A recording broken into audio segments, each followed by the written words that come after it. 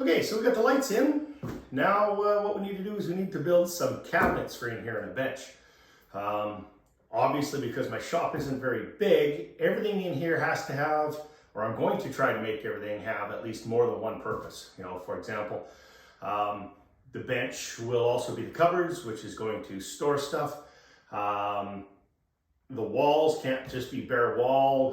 What have I got? I've got 16 by, I think it's 12. So it's not a very big shop, workshop by any stretch of the imagination. So we're gonna have to do some creative thinking as well. So first thing I'm going to have to do is break down all of these. And because my shop is a little bit smaller, some of my bigger tools aren't going to fit as well.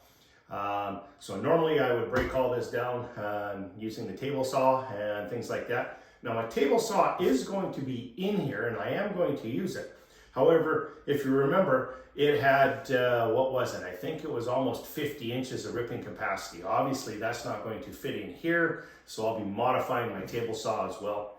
The other tool I think you've seen me use quite a bit is my miter saw. So it was a drop and pull miter saw. The problem with mine, like most people who build the cabinets, is it sticks a long ways out the back. So in order for that miter saw to work on these benches, I'm going to have a bench that would be almost 3 feet deep. That's going to take up a lot of room in here. So I haven't quite figured out how I'm going to work that one out yet, but we'll figure that one out when it comes to. I think I have an idea, which is going to mean I'm going to have to search Facebook Marketplace and maybe Kijiji a little bit, but we'll see what I can come up with. Right now, what we're going to do is we're going to rip this plywood down to start making some benches along here and kind of go from there. So I got to make a bit of a plan as well, being as I've only got 15 feet.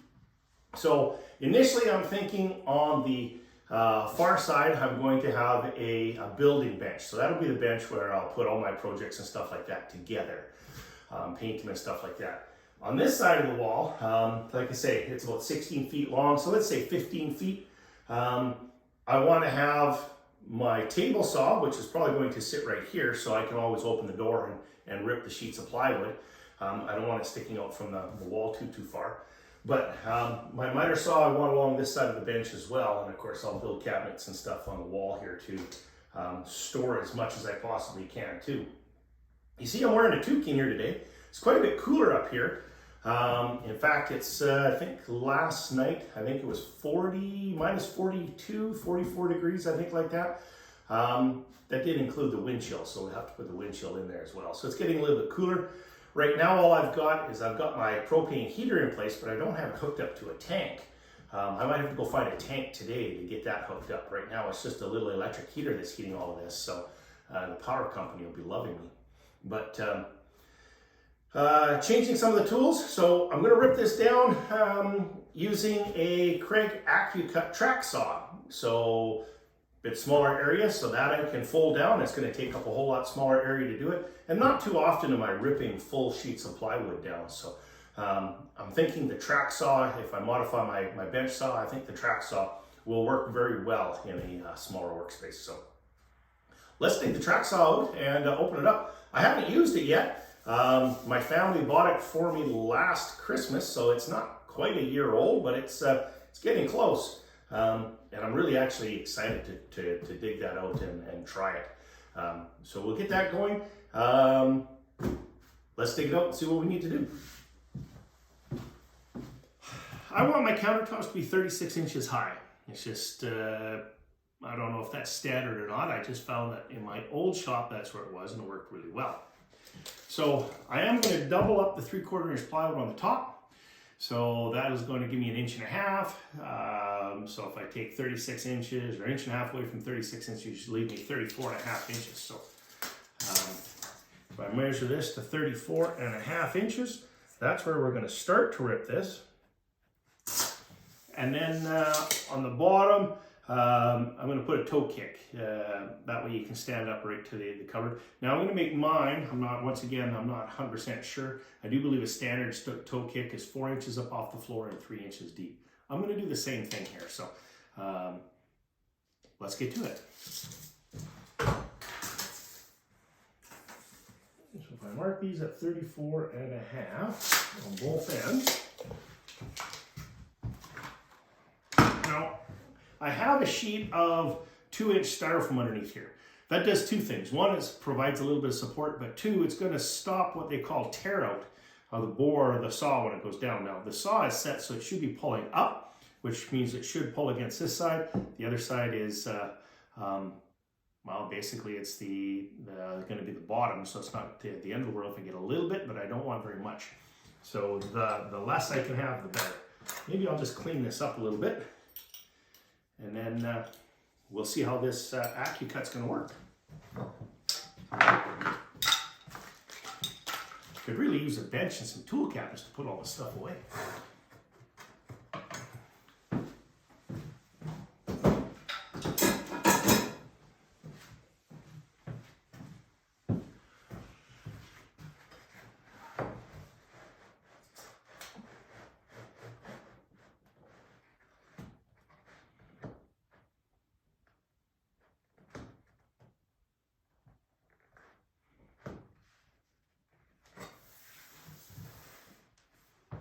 It's pretty easy to line up.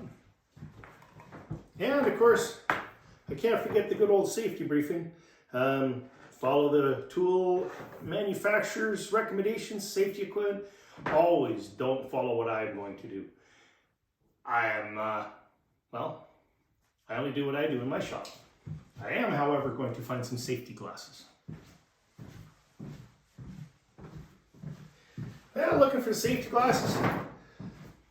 Gotta remember, I'm supposed to be wearing glasses nowadays, so that's what I got. All right, let's see how this is gonna work. Here goes nothing.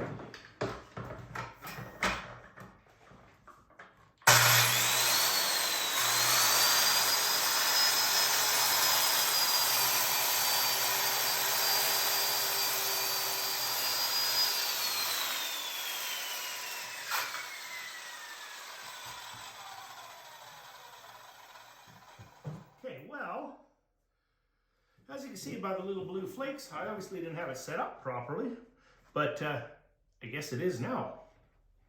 All right, let's get rid of the saw. I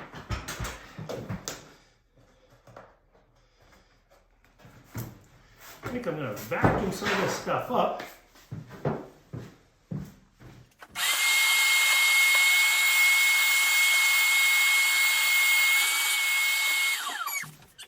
Being as I'm in a small shop, maybe dust collection is something I'm going to have to think about.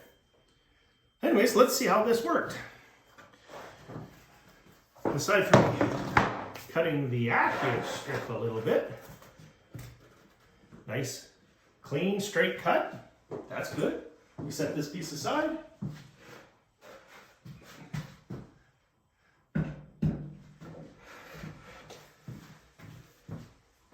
Now the moment of truth.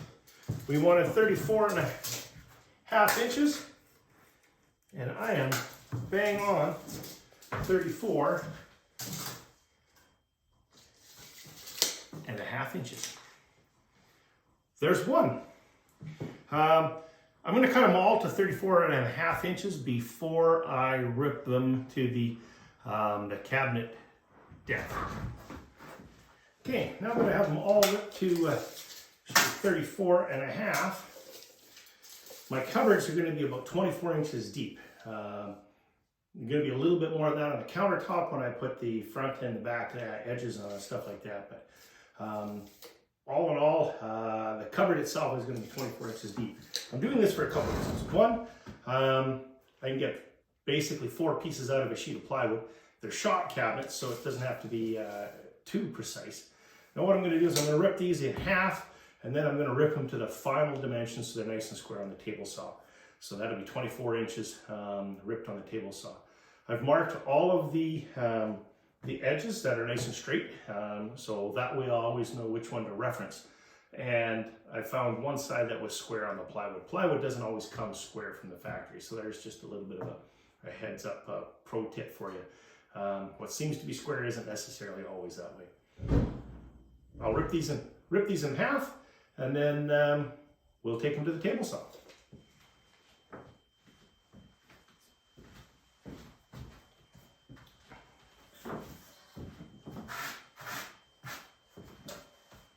Just get rid of some of that sawdust again.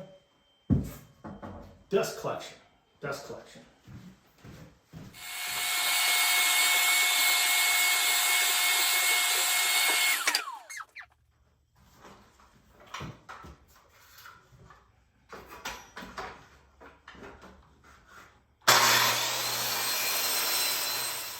Wow.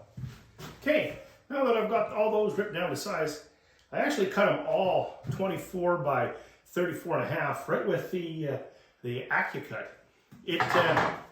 I'm impressed. It broke those boards down really quickly, really accurately. So I didn't even bother trying to reset things back up. As you can see, everything came out nice and square on all four sides. So I'm happy with that. Now, if you remember, I said I'm going to make my toe kicks 4 inches high, 3 inches in. So that's what I'm going to mark out here right now.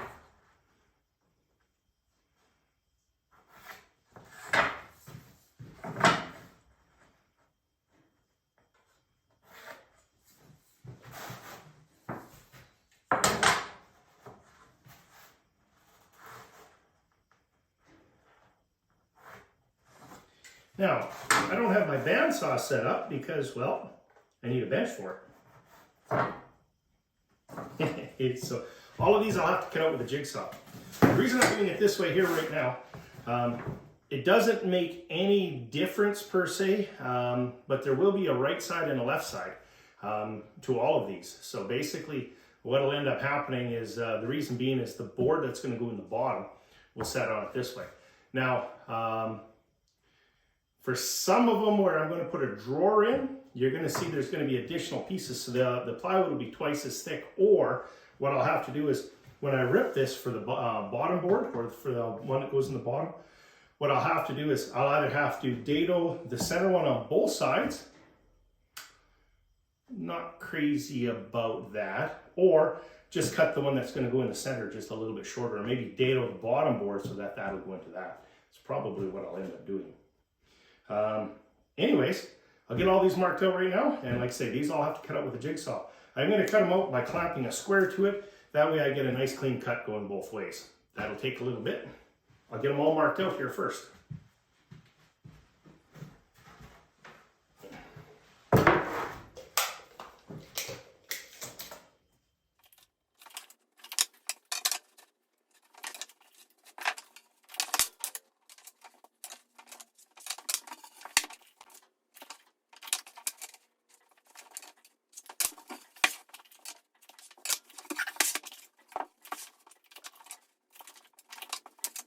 Okay, I know I told you I was going to clamp a square on here, however, because I'm moving, I can't find my square.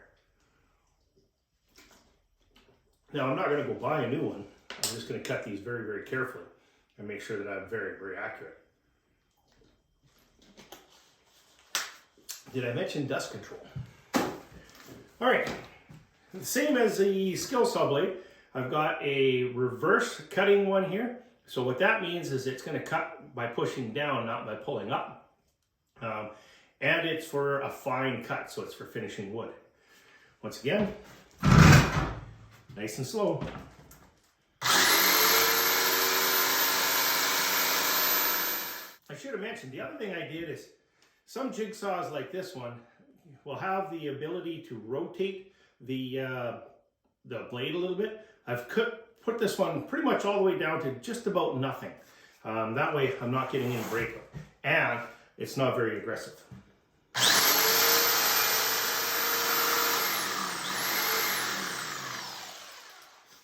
One down,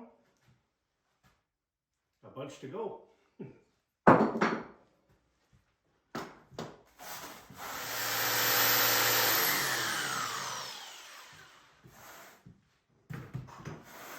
Okay, now we've got all those cut. Now what we've got to do is start dadoing some of our pieces in here. Let me grab my pencil.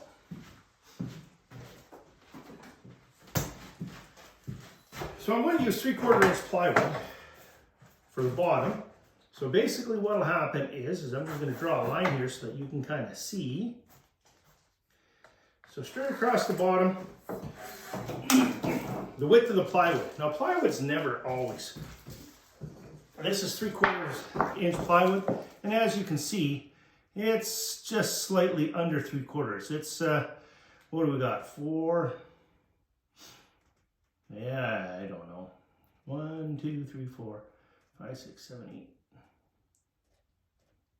It's about 11/16. So it's slightly less than 3/4 of an inch. So I'm going to use my dado blade, and I'm going to cut a couple pieces until I get to where I have the right size. And then what I'm going to do is I'm going to dado a strip across the bottom here. I'm going to take this out. Then I'm going to come in the same width at the back for my stringers. So I'm going to have a stringer on the bottom. So that'll be 11/16 on the bottom. And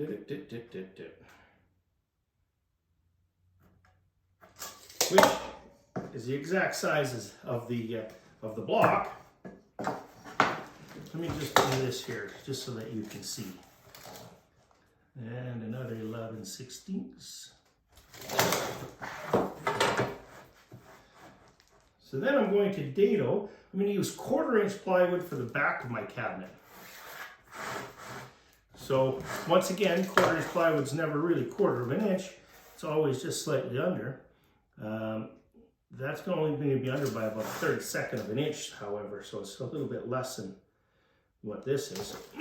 But you'll get the idea.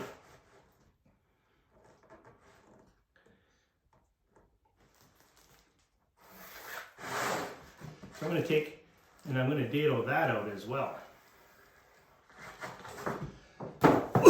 So my stringers will sit here. The 1/4 inch plywood will be on the inside of it, and my base will be, or my bottom board will be dadoed inside here. Everything will start to fit together really good. I'm going to join them all together with a pocket hole jig. KMS Tools. Once again, I'm not sponsored by anybody. It's kind of good because I can put up whatever I want about whoever I want, as long as it's family-friendly content. But they had a sale on a, what was it? It is a Pocket Hole Jig 720 Pro. Basically came with everything in there for about $199 Canadian, which I thought was a pretty good price. So I went and picked that up. So I'm going to be putting all of this together with pocket holes. Now, some people don't like it. I'm going to glue and screw everything. I want this to be rock solid. It's never going to move. It's going to stay in here. I don't plan on moving again anytime soon. And if I do, of course, all this will stay behind once again. So that's what we're going to have to do next. I am going to have to figure out exactly what I want for drawers and doors on here, because that's going to make a difference as to how big my stringers are.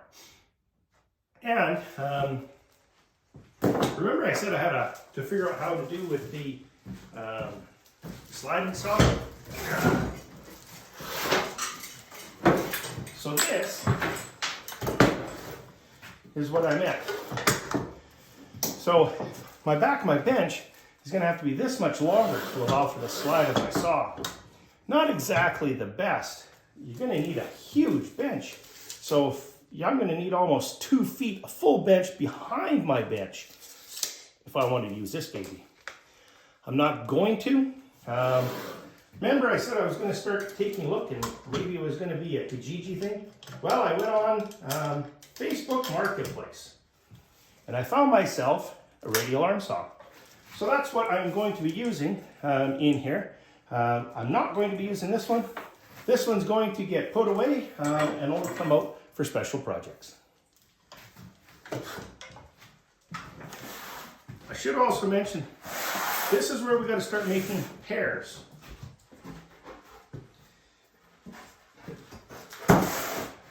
So I've got my holes on the outside. Reason being is I'll dado here for my 1/4 inch. I'll dado on the inside here. When these things fold together, it'll come to make a pair. That way I'm not, everything's dadoed on the wrong side or on the outside. I'll start numbering these all into pairs. One step at a time, right? Here, I had to put the table saw back together, and I've set my dado blade up. So I've set the dado blade up to start dadoing in both the bottom and the back. I drew that out on the last video, so you'll be able to see how that is. I got a couple dado pieces here. So you can see a couple test cuts. So I've got this one marked on the back. So this one I didn't like, and the reason being is after I set the dado up, you can see there's it's really, really loose. However, this one, after an adjustment of the dado, you can see it fits good and tight, and it'll pretty much hold itself together in there. So that's the dado that we're going to use, and that's the way we have it set up. So we're going to go ahead and we're going to dado all of our pieces. We have our last dado that we got to run in the back for our 1/4 inch plywood that'll come up the back. So we can, once again, got the dado blade in, I've reset it, and we can dado this one now.